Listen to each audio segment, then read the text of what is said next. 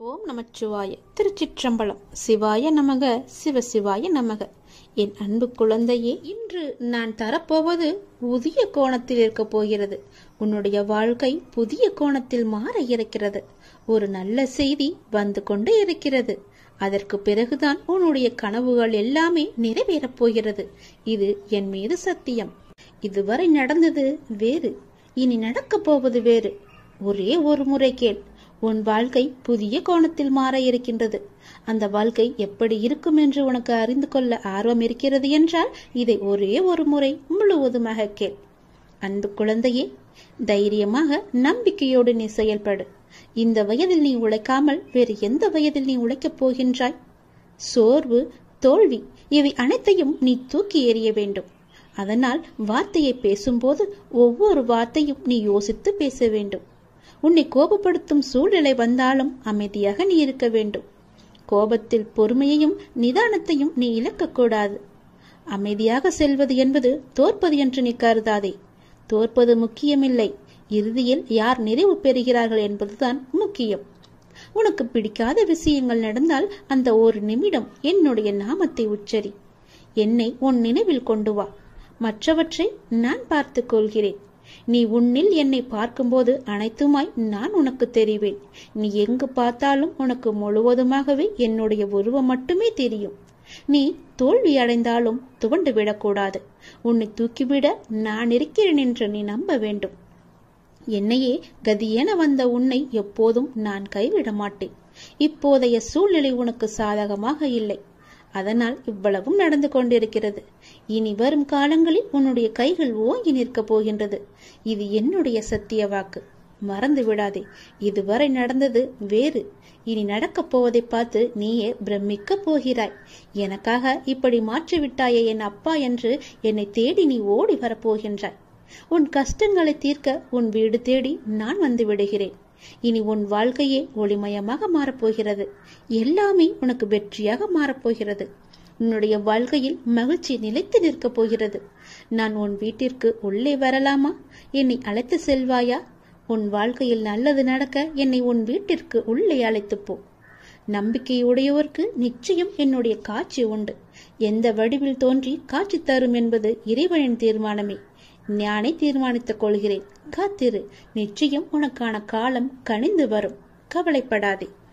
எந்த சூழ்நிலையிலும் கவலை கொள்ளாதே, பயப்படாதே. அப்படிப்பட்ட நிலையில் என்னை மனதார நினைத்தால் மறுகணமே நான் உனக்குள்ளே இருப்பேன்.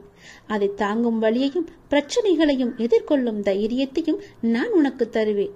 உன் வாழ்வில் நடக்கும் எந்த செயலும் என் அனுமதியின்றி நடக்காது. உன்னை குறைத்து எடை போட்டவர்கள் இன்று உன் உதவியை நாடி வருவார்கள். மிக விரைவில் உனக்கு ஒரு நல்ல செய்தி காத்து கொண்டிருக்கிறது. அந்த செய்தி வந்த பின்பு உன் கனவுகள் அனைத்துமே நிறைவேறப் போகிறது.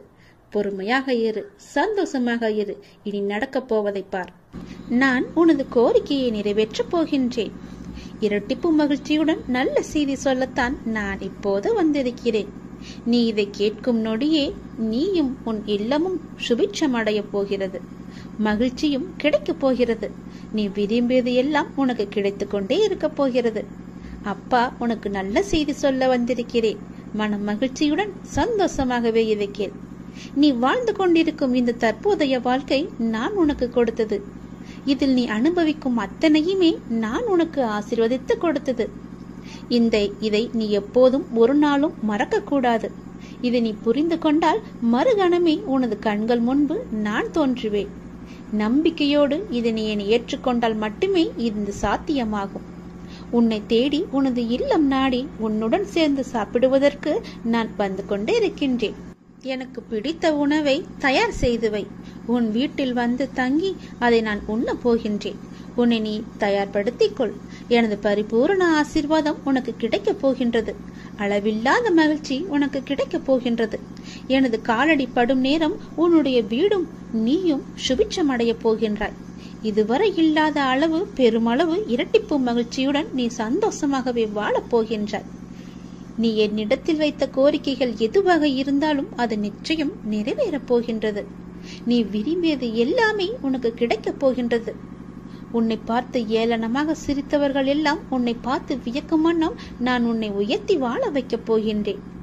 நடப்பது, இனி நடக்கப் போவது, இதுவரை நடந்தது எல்லாமே என்னுடைய அனுகிரகத்தால் தானே, என்னுடைய துணையால் தானே, என்னுடைய லீலைகள் தானே.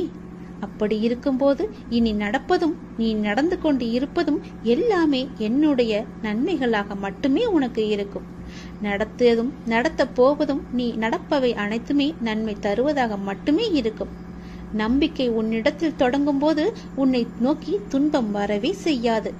என் மீதான நம்பிக்கையை நீ வலுப்படுத்த அந்த துன்பமானது உன்னை கண்டு ஓடோடிவிடும். நீ எப்போதெல்லாம் என் நாமத்தை நீ சொல்லிக் கொண்டே இருக்கின்றாயோ, நம்பிக்கையோடு என்னை நினைத்து உன் வீட்டில் தெய்வமேற்றுகிறாயோ, அந்த நொடியே உன் வீடு சுபிட்சம் அடையும்.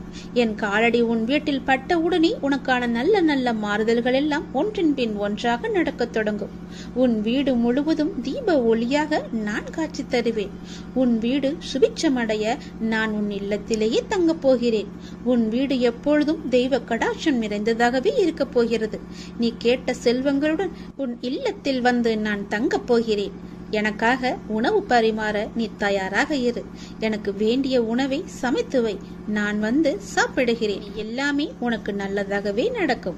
நீ கேட்ட உதவியை நான் உனக்கு கொடுக்க போகின்றேன். எந்த திசையிலிருந்து வரும் என்று நான் சொல்வதை வைத்து நீ தெரிந்து கொள். ஆனால் அந்த உதவி மூலம் உன்னுடைய வாழ்க்கையே அடியோடு சந்தோஷமாக மாறப்போகிறது. நீ மகிழ்ச்சியான வாழ்க்கையை கேட்டாய் அல்லவா? அந்த உதவியை நீ உதாசீனப்படுத்தாமல் பத்திரமாக வைத்துக் கொள்ள வேண்டும். உதாசீனப்படுத்தி விடாதே. அது உன் வாழ்க்கையே அடியோடு மாற்றப் போகிறது. நீ கேட்ட உதவி எந்த திசையிலிருந்து வரப்போகிறது என்று சொல்கிறேன். இதை நீ முழுமையாக கேள். உன் வாழ்வில் சிக்கலான சவாலான விஷயங்களுக்கு நீ விடை காணப் போகின்றாய்.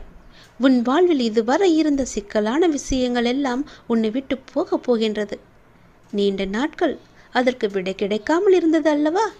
உனக்கு ஆலோசனை தருவதற்கும் சரியான மனிதர்கள் இல்லாமல் இருந்தது அல்லவா? இப்பொழுது உனக்கு சரியான நபர்களிடமிருந்து சரியான ஆலோசனை வந்து உன்னுடைய சவாலான விஷயங்களை எல்லாம் நீ எதிர்கொண்டு அதற்கு விடை கண்டு அதில் நீ வெற்றியும் பெறப்போகின்றாய். நீ கேட்காமலேயே உனக்கு உதவிகள் எல்லாம் வந்து சேரப்போகின்றது. அதுவும் உனக்கு சரியான நேரத்தில் வரப்போகின்றது. தெற்கு திசையிலிருந்து உன்னை தேடி ஒரு உதவி உன்னை தேடி வரும். அந்த உதவியை நீ உதாசீனப்படுத்த விடாதே. உனக்கான சரியான தீர்வை அந்த சரியான நபர்கள் மூலம் உன்னிடம் கொண்டு வந்து சேர்ப்பேன். உனக்கு நிச்சயம் நல்ல தீர்வு கிடைக்கும். நீதியே என்றும் வெல்லும். நான் உன்னை சந்திக்க விரும்புகின்றேன். உன்னிடம் பேச விரும்புகின்றேன். ஒவ்வொரு முறையும் நான் உன்னிடம் வருகின்றேன். ஆனால் இந்த முறை நீ என்னை வந்து பார். நீ என்னை ஆலயத்திற்கு வந்து பார் என்று பலமுறை உன்னிடம் நான் கூறிவிட்டேன். உன்னால் நேரம் ஒதுக்க முடியாமல் இருக்கின்றாய். ஏதோ ஒரு வேளையில் சிக்கிக் கொண்டிருக்கின்றாய். எனக்காக கொஞ்சம் நேரம் ஒதுக்கு. முன்னதாகவே அதற்கான அட்டவணையை தயார் செய். இப்பொழுது இந்த நாளில் நான் என்னுடைய அப்பாவை சென்று தரிசிக்க வேண்டும் என்று நீயே உனக்கான காலத்தை உருவாக்கிக்கொள். அப்பொழுதுதான் முடியும். யாருக்குமே நேரம் கிடையாதுதான். சம்பாதிக்க வேண்டும் என்ற ஆசையிலேயே ஓடிக்கொண்டிருக்கிறோம். சிறிது நேரம் கூட ஓய்வு இல்லாமல். அதனால் உனக்கு ஓய்வு தேவைப்படுகிறது. என்னை வந்து பார்த்துவிட்டு செல். அப்படியாவது உனக்கு ஓய்வு கிடைக்கட்டும். உன் வாழ்க்கை நன்றாக மாறப்போகின்ற நன்னாள் கூடிய விரைவில் உனக்கு வரப்போகிறது. என்னுடைய பரிபூர்ண அருளால் உன்னுடைய வாழ்வில் இனியதொரு மகிழ்ச்சியான தொடக்கமாக அந்த நாள் அமையப் போகிறது. நீ எண்ணும் காரியங்கள் அனைத்திலுமே உனக்கு வெற்றி மழை பொழிய போகிறது. உன் குடும்பத்தில் அனைவருக்கும் உன்கிட்ட அன்பாக இருக்கப் போகிறார்கள். நீ நினைத்த மாதிரியே உன் வாழ்க்கையில் நல்லது நடக்கப் போகிறது. நீ எதிர்பார்த்த காரியமெல்லாம் வெற்றி மேல் வெற்றியாக வந்து சேரப்போகிறது. நீ எடுத்த காரியத்தில் நிச்சயம் வெற்றி பெறுவாய். இது என்னுடைய பகவான் வாக்கு என்று நினைத்துக்கொள். கடவுள் வாக்காகவும் எடுத்துக்கொள். தெய்வ வாக்கு என்றும் நினைத்துக்கொள். நீ எப்படி வேண்டுமானாலும் எடுத்துக்கொள். ஆனால் இதுதான் நடக்கும் உனக்கு. நீ ஒவ்வொரு நாளையும் கடப்பது தீயின் மீது நடப்பது போன்று மிக கடினமாக இருப்பது போலவும் உணர்ந்து கொண்டிருக்கின்றாய் அல்லவா? நீ என் ஆலயத்திற்கு வா, எல்லாம் சரியாகும். எத்தனையோ துன்பங்களை கடந்து வந்த நீ இந்த விஷயத்தில் மட்டும் கடக்க முடியாமல் அவதிப்படுவது ஏன்? அப்படி கடக்க வேண்டுமென்றால் நீ என் ஆலயத்தில் வந்து என் காலை தொட்டு நீ வணங்க வேண்டும். நீ என்னுடைய குழந்தை. என் பிள்ளையின் வாழ்க்கை தேங்கி இருக்க நான் அனுமதிக்க மாட்டேன். நதி போல ஓடிக்கொண்டிரு. முடங்கி நிற்காதே குட்டையாக. இன்னும் சிறிது தூரத்தில் நீ எதிர்பார்த்த அளவுக்கு பல சந்தோஷங்கள் காத்திருக்கிறது. அங்கு நீ வந்து சேர்ந்து விட்டால் போதும், உன் வாழ்க்கை உயர ஆரம்பித்து விடும். எழுந்து நட, உனக்கு துணையாக நான் இருக்கிறேன். நல்லது நடக்கும் உனக்கு. நமக்கென்று எது எழுதியதோ அது கண்டிப்பாக நமக்கு நன்மையாக இருந்தால் நன்மையாகவே நடக்கும். தீமையை பற்றி நாம் பேச வேண்டாம். எது நடந்தாலும் அவனுடைய செயல், எது நடந்தாலும் அவருடைய விருப்பம் என்ற போக்கில் நாம் இருந்தால் அவரே எல்லாவற்றையும் பார்த்து கொள்வார். தலை கீழாக நின்றாலும் தலையில் எழுதியது நடந்துதானே தீரும். அதனால் சிவ சிவ என்ற மந்திரத்தை நாம் சொல்லிக்கொண்டே ஜபித்து கொண்டே இருந்தால் எல்லாவற்றையும் அந்த ஈசனை பார்த்து கொள்வார். தர்மத்தை செய்யாமலும் சத்தியத்தை பேசாமலும் தனக்குள் இருக்கும் ஆன்மாவை உணர முடியாது. மனித மனதை பொறுத்தவரை அனைத்து விதமான துன்பங்களிலிருந்தும் விடுதலை பெறக்கூடிய ஒன்று ஆன்மா விடுதலை அடைவதுதான். அதுதான் ஞானம். இந்த உலகத்தில் அனைவருமே துன்பப்பட்டு கொண்டுதான் இருக்கிறார்கள் ஏதாவது ஒரு வகையில். அதற்கு அனைவரும் ஞானம் அடையாமல் இருப்பதே காரணம். அனைத்து விதமான அறியாமையையும் நீக்கிக் கொள்வதே ஞானம். ஞானத்தை அடையாமல் எதை கற்றும் அதனால் எந்தவித பயனும் கிடையாது. தற்காலிக வாழ்வுக்கு வேண்டுமானால் பலவற்றை கற்றுக்கொள்ளலாம், வாழலாம். ஆனால் இது நிலையற்ற வாழ்க்கை என்பதை புரிந்து கொண்டு வாழ வேண்டும். நிலையான வாழ்க்கை என்பது ஒரு மனிதன் மெய்ஞானத்தை அடைவதே.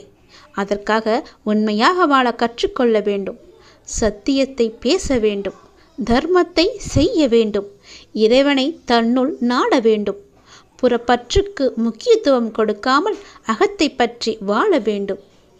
அதுவே துன்பமற்ற தன்மையில் ஞானத்தை நமக்கு திருப்பி தரும். கவலையே படாதே. உனக்கு நல்லது நடக்க சிவ சிவ என்ற மந்திரத்தை நீ ஜபித்து கொண்டே இரு.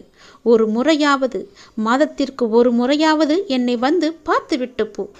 யார் உன்னை தாழ்த்தினாலும் அந்த இடத்தில் நீ வாழ கற்றுக்கொள். உனக்கு துணையாக எப்போதுமே உன்னுடைய அப்பா ஈசன் நான் இருக்கிறேன். என்னை மீறி எதுவும் நடக்காது என்ற நம்பிக்கையோடு எல்லாவற்றையுமே செய். உனக்கு எல்லாமே நானா என்று நம்ப வேண்டும். நான் தான் என்று நம்ப வேண்டும். நானே உனக்கு துணையாக இருக்கிறேன் என்று நம்பி எல்லாவற்றையுமே செய். நல்லது உனக்கு நடக்கும். நம் மனிதராக பிறந்த அனைவருக்குமே சுதந்திரம் இருக்கிறது. சுதந்திரம் என்றால் என்ன? ஒரு மனிதர் தன் இஷ்டப்படி இருப்பதும், எவருடைய கேள்விக்கும் விளக்கம் அளிக்கக்கூடாது என்பதும், தன் இஷ்டப்படி பேசுவதும், மற்றவர்களின் உணர்வுகளை கேலியாக நகைப்பதும், இதை சில மனிதர்கள் சுதந்திரம் என்று நினைக்கிறார்கள். உண்மையான சுதந்திரம் என்றால் ஒரு ஆன்மா இந்த உலகில் உயிர் வாழ நிறைய விஷயங்கள் தேவையாக இருக்கிறது. அதில் வாழும் முறை என்பது மிக முக்கியமான விஷயம். ஆன்மாவுக்கு எல்லா பக்குவங்களும் இருக்கும். ஆனால் மனித உடலில் இருக்கும் ஆன்மா வெளியில் தன்னை உணர்ந்து காட்ட மிக அதிகமான பக்குவம் தேவை. அதற்கு சுதந்திரமான முறை மட்டுமே பக்குவத்தை போதைக்கும். ஒவ்வொருவருக்கும் ஒவ்வொரு கனவுகள் இருக்கும். அதை நிறைவேற்ற தனியாக பயணிக்க நேரம், தருணம், சுதந்திரம் என்ற சிறகுகள் இருந்தால் மட்டுமே நம்மால் பயணிக்க முடியும். ஒரு குழந்தையாய் ஒரு ஆன்மா இருக்கும்போது, அது எழுந்து நடக்க பயிலும் போது பெற்றோர்கள் சொல்லிக் கொடுக்கிறார்கள். அந்த குழந்தை தன் கால்களால் முயன்று நடக்கும். அப்போது குழந்தை நடக்கட்டும் என்ற சுதந்திரத்தை கொடுப்பார்கள். அப்போது தன்னால் முயன்று எழுந்து நடக்க முடியும் என்ற எண்ணத்தில் நாளடைவில் அது இன்னும் அதிகமாக வேண்டும் என்று எண்ணுவார்கள். இதை வாங்கி தருகிறேன், அதை வாங்கி தருகிறேன் என்று கூறுவதை காட்டிலும் உன் சொந்த கால்களில் நின்று நிறைவேற்று என்று சொல்லுங்கள். உனக்கான சுதந்திரமாகவும் உனக்கான வழிகாட்டியாகவும் வருவேன் என்று எடுத்துக்காட்டாய் விளங்கும் தருணம் அது. அந்த ஆன்மா தன் சிறகுகள் மூலம் பறந்து தனக்கென்று உருவாகும் வழிகளை பார்க்கும். அப்போது நிறைய சஞ்சலங்களும் எதிர்மறை எண்ணங்களும் தோன்றும். அப்போது கலங்கரை விளக்கமாயிருக்க சில பக்குவப்பட்ட ஆன்மாக்கள் உங்களுக்கு வழிகாட்டுதல் வேண்டும். அப்படி ஒரு சமயத்தில் நீ என்னை சந்தித்தாய். ஆனால் நான் உன்னை சந்தித்து பல ஜென்மங்களாக உனக்கான தருணம் வரும் வரை உன்னிடத்தில் நான் அமைதியாக இருந்தேன். உனக்கே தெரியாமல். உனக்கென்ற ஒரு நேரமும் வந்தது. என் உயிர் குழந்தையாய் என்றுமே நீ இருந்து கொண்டு இருக்கிறாய். நீ படகில் பயணிக்கும் கடலில் என் பாதுகாப்புடன் செல்கிறாய். உனக்கென்ற சுதந்திரம், உனக்கான கனவு. அதில் உன்னை நேர்மறை சாயலில் பிரதிபலிக்கச் செய்வேன். வெற்றி என்ற ராஜ சிம்மாசனத்தில் உன் சிறகுகளை உடைத்தவர்கள் முன்னிலையில் உயர்ந்து நீ நிற்பாய். இது என்னுடைய சத்திய வாக்கு. நான் உன்னை சோதித்து பார்த்தேன். உன்னுடைய அன்பை சோதித்து பார்த்தேன். உன் பக்தியை சோதித்து பார்த்தேன். உன்னுடைய நம்பிக்கையை சோதித்து பார்த்தேன். உன்னுடைய பலம் எது, பலவீனம் எது என்ற விசுவாசத்தையும் நான் சோதித்து பார்த்தேன். உன் அன்பின் ஆழத்தை நான் புரிந்து கொண்டேன். உன் பக்தியின் தூய்மையை நான் புரிந்து கொண்டேன். உன்னுடைய பலம் மற்றும் விசுவாசத்தையும் எவ்வளவு உன்னதமானது என்பதையும் நான் அறிந்து கொண்டேன். எதற்குமே அஞ்சாதே, உன்னோடு நான் இருக்கிறேன். எல்லாமே நலம் பெறும். நமக்கென்று எது எழுதியதோ அது கண்டிப்பாக நமக்கு நன்மையாக இருந்தால் நன்மையாகவே நடக்கும். தீமையை பற்றி நாம் பேச வேண்டாம். எது நடந்தாலும் அவனுடைய செயல், எது நடந்தாலும் அவருடைய விருப்பம் என்ற போக்கில் நாம் இருந்தால் அவரே எல்லாவற்றையும் பார்த்து கொள்வார். தலைகீழாக நின்றாலும் தலையில் எழுதியது நடந்துதானே தீரும். அதனால் சிவ சிவ என்ற மந்திரத்தை நாம் சொல்லிக்கொண்டே ஜபித்து கொண்டே இருந்தால் எல்லாவற்றையும் அந்த ஈசனை பார்த்து கொள்வார். தர்மத்தை செய்யாமலும் சத்தியத்தை பேசாமலும் தனக்குள் இருக்கும் ஆன்மாவை உணர முடியாது.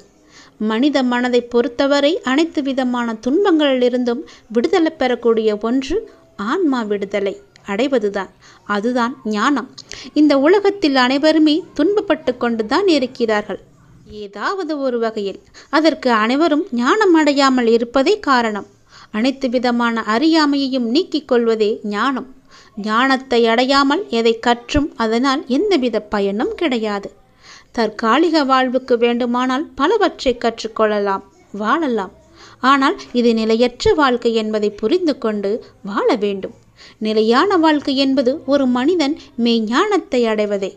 அதற்காக உண்மையாக வாழ கற்றுக்கொள்ள வேண்டும். சத்தியத்தை பேச வேண்டும். தர்மத்தை செய்ய வேண்டும். இறைவனை தன்னுள் நாட வேண்டும். புறப்பற்றுக்கு முக்கியத்துவம் கொடுக்காமல் அகத்தை பற்றி வாழ வேண்டும். அதுவே துன்பமற்ற தன்மையில் ஞானத்தை நமக்கு திருப்பி தரும். கவலையே படாதே. உனக்கு நல்லது நடக்க சிவ சிவ என்ற மந்திரத்தை நீ ஜபித்து கொண்டே இரு. ஒரு முறையாவது, மாதத்திற்கு ஒரு முறையாவது என்னை வந்து பார்த்துவிட்டு போ. யார் உன்னை தாழ்த்தினாலும் அந்த இடத்தில் நீ வாழ கற்றுக்கொள். உனக்கு துணையாக எப்போதுமே உன்னுடைய அப்பா ஈசன் நான் இருக்கிறேன். என்னை மீறி எதுவும் நடக்காது என்ற நம்பிக்கையோடு எல்லாவற்றையுமே செய். உனக்கு எல்லாமே நானா என்று நம்ப வேண்டும். நான் தான் என்று நம்ப வேண்டும். நானே உனக்கு துணையாக இருக்கிறேன் என்று நம்பி எல்லாவற்றையுமே செய். நல்லது உனக்கு நடக்கும். உன் வெற்றி காலம் ஆரம்பித்து விட்டது. எனது அற்புதங்கள் நிகழ்ந்து கொண்டே இருக்கும். எனது உதவி உங்களுக்கு எப்போதும் கிடைக்கும். நான் செய்யும் உதவி அற்புதங்களாக வெளிப்பட்டு கொண்டிருக்கும். உன்னை நோக்கி வரும் அனைத்துமே நிர்ணயிக்கப்பட்டது. அவற்றை தான் நாம் விதி என்போம். அப்படி இருக்கையில் ஒரு பக்கம் விதி, இன்னொரு பக்கம் முந்தைய பிறவியின் கர்ம வினை. இவை இரண்டும் தான் இன்று உன் சூழ்நிலைகளுக்கு காரணம். இவற்றில் நீ தப்ப முடியாது. ஆனால் உன் வசத்தை நான் கைப்பற்றி உனக்கான அனைத்து இக்கட்டுகளிலிருந்தும் உன்னை நான் காப்பேன். ஒரு மனிதன் வாழ்க்கையில் ஜெயிக்க 2 பேரிடம் முட்டி மோதி சண்டையிட வேண்டும். அந்த 2 பேர் யார் என்றுதானே நீங்கள் கேட்கிறீர்கள்? யார் என்றுதானே யோசிக்கிறாய்? அது உன் மனமும் புத்தியும் தான். இவற்றை நீ ஜெயித்தால் நீ வாழ்க்கையின் அர்த்தத்தை உணர்ந்துவிட்டாய் என்று அர்த்தம். உனக்கான வெற்றி காலம் ஆரம்பித்து விட்டது. என் உயிரான குழந்தைக்கு என்றும் என் துணை இருக்கும். நான் சொல்வதை கொஞ்சம் நீ சிந்தித்துப்பார். செல்வத்தை விட மதிப்பு மிக்கது மகிழ்ச்சி. ஏனெனில் பணத்தை கடனாக வாங்கலாம். ஆனால் மகிழ்ச்சியை யாரிடமும் கடனாக வாங்க முடியாது. வாழ்வதற்காக வாழ்க்கையை தொலைப்பதுதான் மனிதன் வாழ்க்கை. வாழ்க்கையில் ஆனந்தம் வேண்டுமென்றால் உன்னை நேசி. ஆனந்தமே வாழ்க்கையாக வேண்டுமென்றால் உன்னை நேசிப்பவரை உண்மையாக நேசி. சம்பாதிப்பது மட்டும் வாழ்க்கை அல்ல. சம்பாதித்த பணத்தில் ஆனந்தமாக இருப்பதுதான் வாழ்க்கை என்பதை நீ உணர்ந்து கொள். வெற்றிக்கான தொடக்கத்தை முதலில் உங்களிடமிருந்து, உங்கள் மனதிலிருந்து, நம்பிக்கையிலிருந்து தொடங்குங்கள். பிறகு அந்த நம்பிக்கையே வெற்றியை நோக்கி பயணிக்க வைக்கும். விழிகளை திற, உனக்கு ஒளி கிடைக்கும். எழுந்து நடந்து பார், உனக்கு வழி கிடைக்கும். தேடிப்பார், நீ வேண்டியது எல்லாம் கிடைக்கும். முயற்சி செய்து பார், உனக்கு நிச்சயம் வெற்றி கிடைக்கும். பொய்யான அன்பு, பொழுதுபோக்கான பேச்சு, தேவைப்படும் போது தேடல், இதுதான் இன்றைக்கு சிலரது வாழ்க்கையாக இருக்கிறது. நீ மற்றவர்களிடம் நம்பிக்கை வைத்திருந்தால் திறந்த மனதோடு பேசு. அதற்காக எல்லாவற்றையுமே கொட்டி தீர்த்து விடாதே. இதயத்தை ஆயுதத்தால் வெல்ல முடியாது, மென்மையான அன்பால் தான் வெல்ல முடியும். நல்ல விஷயங்களை அமைதியாக செய். வேண்டுமென்றால் மற்றவர்கள் அதை சப்தம் போட்டு பேசட்டும். நல்ல எண்ணமும் மகிழ்ச்சியும் இருந்தால் யானையை கூட நூலால் கட்டி கொண்டு போவது போல எங்கும் போய் வரலாம். உன்னை நீ அறிய வேண்டுமானால் மற்றவர்களை நன்றாக ஊர்ந்து கவனி. மற்றவர்கள் நீ அறிய வேண்டுமாயின் முதலில் உன்னை நீ கவனி. இதுபடி நடந்து பார், நீ மகிழ்ச்சியில் தலைகால் புரியாமல் வானத்தில் பார்ப்பாய். அதற்கு நான் பொறுப்பு. என் சொல்படி நட, உனக்கு துணையாக நான் இருப்பேன். இதை கொஞ்சம் சிந்தித்துப்பார். யார் என்ன கெடுதல் செய்தாலும் அதை அவர்களுக்கே நான் திருப்பி கொடுப்பேன். இதுவே சிவனின் வாக்கு. எப்பேற்பட்ட கஷ்டங்களிலிருந்து விடுபடவும், எண்ணியது எண்ணியபடி நடக்கவும் கண்கண்ட தெய்வமாய் விளங்குவது எல்லாம் வல்ல இறைவன் ஈசன்தான். ஆனந்த கண்ணீர் வருகிறது. என் வாழ்க்கைக்கு நீ ஒரு நோக்கம் கொடுத்தாய், அர்த்தம் கொடுத்தாய், பெரிய தோல்விகளை கொடுத்தாய். அதிலிருந்து எப்படி மீண்டு வருவது என்று எனக்கு பாடத்தையும் கற்றுக் கொடுத்தாய். மீண்டு வரவும் வைத்தாய். என் வாழ்க்கை மூலமே என்னை கற்றுக்கொள்ள வைத்தாய். இப்போது தோல்வியில் என் மனம் சமநிலை அடைந்து விட்டது. அதுபோல் வெற்றியிலும் ஆடாமல் என் மனம் சமநிலையில் இருக்க அருள் புரிவாய். எனக்குள்ளிருந்து வழி நடத்தும் ஈசனே, இதை இறுதி வரை தொடர்வாய். நீ என் மூலமாக செய்யும் பணியால் உன் திருப்புகழை நான் அடியவர்களிடம் சேர்க்க வழி தந்தாய். உன் அடியவர்களின் அன்பான மனதில் அடியேனுக்கும் சிறு இடம் தந்தாய். நன்றி ஈசனே, மிக்க நன்றி. திருவாசகம் படிப்பதால் என்ன பயன்? அதன் மந்திர சக்தி என்ன? சிவபுராணம் என்றால் என்ன? அதை தினமும் படிப்பதால் வரும் பயன்கள் என்ன? சிவபுராணத்தின் பெருமைகள். தில்லையில் ஒரு ஆணி மாதம் ஆயில்யம் அன்று சிவபெருமான் அந்தணர் வடிவம் தாங்கி திருநீறு பூசி மாணிக்க வாசகர் தங்கியிருந்த மடத்திற்கு வந்தார். வந்தவர் மாணிக்க வாசகர் பெருமானிடம், தாங்கள் எழுதிய திருவாசகத்தை நீங்கள் ஒரு முறை சொன்னால் அப்படியே ஓலைச்சுவடிகளில் எழுதி கொள்கிறேன் என்றார். மாணிக்க வாசகர் அமர்ந்து இருந்தபடியே 51 பதிகங்கள் கொண்ட திருவாசகத்தின் 658 பாடல்களையும் சொல்ல சொல்ல பெருமான் எழுதி கொண்டார். எழுதி கொண்ட திருவாசம் அடங்கிய அத்தனை ஓலைச்சுவடிகளையும் பெருமான் நாடரசார் சன்னதி முன்பு வைத்துவிட்டு மறைந்து விட்டார். மறுநாள் ஆனி மாதம் மகம் நட்சத்திரத்தன்று ஆலயத்திற்கு வந்த தில்லைவாழ் அந்தணர்கள் எனப்படும் தீட்சதர்கள் கூத்த பெருமான் சன்னதியில் நிறைய ஓலைச்சுவடிகளை கண்டு திகைத்து போயினர்.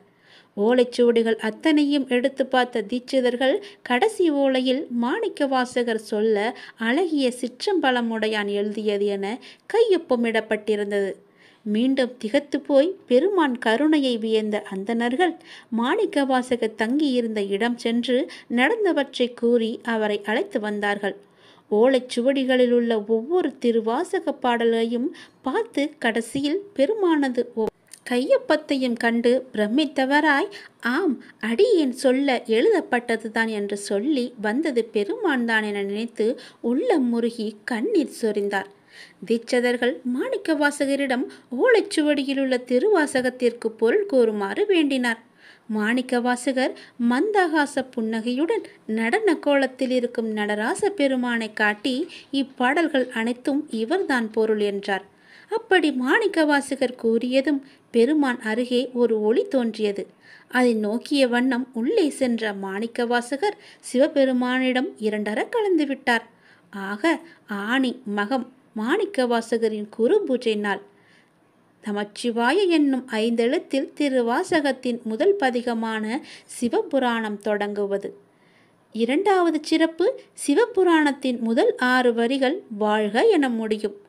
3வது சிறப்பு, அதை அடுத்த 5 வரிகள் வெல்க என முடியும். 4வது சிறப்பு, அடுத்த 8 வரிகள் போற்றி என முடியும். இவ்வாறு 6, 5, 8 என அமைந்திருப்பது திருவாசகத்தின் 658 பாடல்களை குறிக்கின்றது. சிவபுராணத்தின் 32வது வரியில் மெய்யே உன் பொன்னடிகள் கண்டின்று வீடுற்றேன் என பாடியிருப்பார். இது மாணிக்க வாசகர் 32 வயதில் முக்தி அடைந்ததை சூட்சமாக குறிக்கும். திருவாசகத்தின் 18வது வரியான அவன் அருளாலே அவன் தாள் வணங்கி என்பது படிப்பவர் அனைவரையும் உருக்குவதாக இருக்கும். ரமண மகரிஷி திருவண்ணாமலையில் தமது தாயார் உடல் நலமின்றி இருந்த கடைசி நாளில் அன்னை அருகே அமர்ந்து தொடர்ந்து திருவாசகம் படித்தார். அன்று இரவி அவரது அன்னை முக்தி அடைந்தார். காஞ்சி மகா பெரியவரிடம் குழந்தை இல்லாத ஒரு தம்பதி சென்று தங்கள் குறையை கூறினர். பெரியவர் திருவாசக புத்தகத்தை கொடுத்து ஒரு குறிப்பிட்ட பதிகத்தை தினமும் படிக்கச் சொன்னார். அவர்களுக்கு வரிசையாக 6 குழந்தைகள் பிறந்தன. இறந்த வீட்டில் கட்டாயம் சிவபுராணம் படிக்க வேண்டும். புல்லாகி பூடாகி புழுவாய் மரமாகி பல் விருகமாகி பறவையாய் பாம்பாகி கல்லாய் மனிதராய் பேயாய் கணங்களாய் என சுவை நிறைந்த திருவாசகத்தின் பெருமைகளை சொல்லிக் கொண்டே போகலாம். சொல்லிய பாட்டின் பொருளுணர்ந்து சொல்லுவார் செல்வர் சிவபுரத்தின் உள்ளார் சிவனடி கீழ் என்று வரியும் இருக்கிறது. எனவே தினமும் காலையும் மாலையும் ஒரு வேளையாவது நீங்கள் தினமும் திருவாசகம் படிக்க வேண்டும். சிவனின் அருளை பெற வேண்டும். முக்தி என்ற நிலை வேண்டுமானால் திருவாசகத்தை நீங்கள் படியுங்கள். அல்ல ஓதுவார் ஓத அதை கேட்டுக்கொண்டாக இருங்கள். உனக்கு யார் என்ன கெடுதாலும் அதை செய்தாலும் அதை அவர்களுக்கு திருப்பி கொடுப்பதுதான் சிவனின் வாக்கு. இதை நீங்கள் பின்பற்றி வாருங்கள். எல்லோருக்குமே நீங்கள் நல்லது மட்டுமே செய்யுங்கள்.